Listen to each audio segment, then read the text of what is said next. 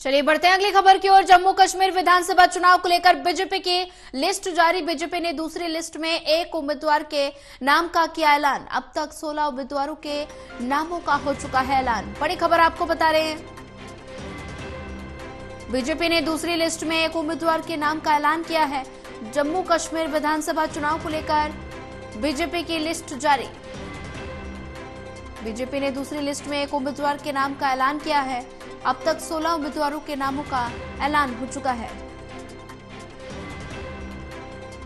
जम्मू कश्मीर विधानसभा चुनाव को लेकर बीजेपी ने लिस्ट जारी की है।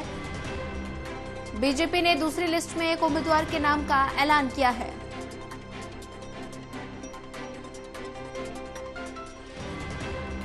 वहीं इसी खबर पर ज्यादा जानकारी साझा करने के लिए प्रदीप कुमार हमारे साथ जुड़ चुके हैं। एसोसिएट एडिटर प्रदीप कुमार जी, जम्मू कश्मीर विधानसभा चुनाव को लेकर बीजेपी ने लिस्ट जारी की है और ये नई लिस्ट जारी की है। नई लिस्ट में क्या कुछ नए बदलाव? देखिए, बीजेपी ने आज पहले 44 उम्मीदवारों की लिस्ट जारी की थी, जिसमें दूसरे और तीसरे चरण के उम्मीदवारों के भी नाम शामिल थे। इसके कुछ ही देर बाद इस लिस्ट को बीजेपी ने वापस ले लिया था। इसके बाद ये कयास लगाए जा रहे थे कि आखिर क्या वजह रही कि बीजेपी ने इस लिस्ट को वापस लिया है, क्या घमासान है आंतरिक, इसको लेकर चर्चाएं हो रही थी। इस बीच बीजेपी ने दोबारा संशोधित लिस्ट जारी की, जिसमें 15 उम्मीदवारों के नामों का ऐलान किया और इसके बाद उन्होंने एक लिस्ट और जारी की है, यानी संशोधित एक लिस्ट जिसमें एक ही उम्मीदवार का नाम है। तो कुल मिलाकर 16 उम्मीदवारों की लिस्ट पहले चरण के चुनावी मुकाबले के लिए उनकी ओर से जारी की गई है। बीजेपी की ओर से कहा गया है क्योंकि 3 चरणों का मुकाबला है, ऐसे में संशोधित लिस्ट इसलिए लाई गई क्योंकि उसमें दूसरे और तीसरे चरण के उम्मीदवारों के नाम सामने आ गए थे।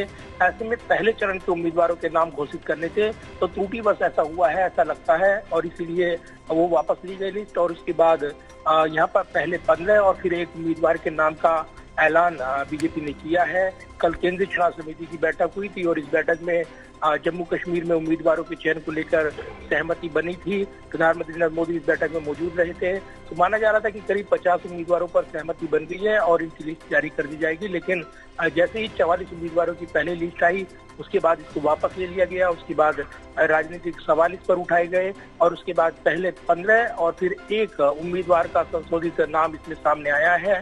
तो बीजेपी ने ये अब नई लिस्ट जारी की है, पहले 15 उम्मीदवारों की और फिर उसके बाद एक सीट पर एक उम्मीदवार के नाम का ऐलान हुआ है। जी प्रदीप कुमार, अगर बात की जाए, पहले 44 उम्मीदवारों के नाम का ऐलान हुआ था और अब पहले फिर दूसरी बार 15 और अब एक और नाम सामने आ चुका है, तो ऐसे में भारतीय जनता पार्टी किस रणनीति के तहत आगे बढ़ रही है?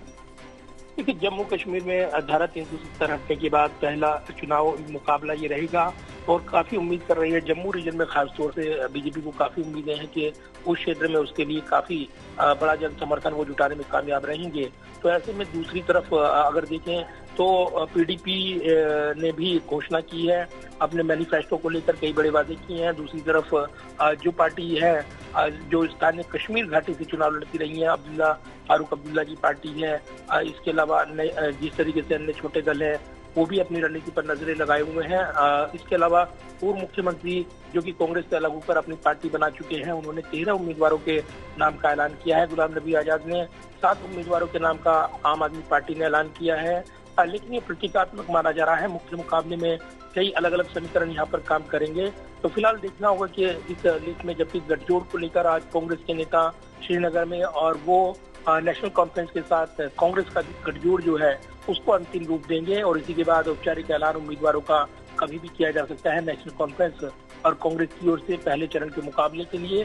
तो निश्चित तौर पर ये निगाहें लगी हैं। इस बीच बीजेपी ने आज पहले 44 उम्मीदवार सामने लाए, लेकिन उसके बाद वो लिस्ट वापस ली गई, फिर संशोधित लिस्ट जारी की गई। 15 और एक उम्मीदवार को मिलाकर 16 उम्मीदवारों की लिस्ट जारी कर दी गई है और इसी के साथ बीजेपी इस मुकाबले में बड़ी उम्मीदें जता रही है कि वो इसमें कहीं न कहीं एक बड़ा मैसेज देने में कामयाब रहेगी। विकास के एजेंडे पर लोगों का समर्थन उसको मिलेगा। जी प्रदीप कुमार, ज्यादा जानकारी साझा करने के लिए आपका धन्यवाद।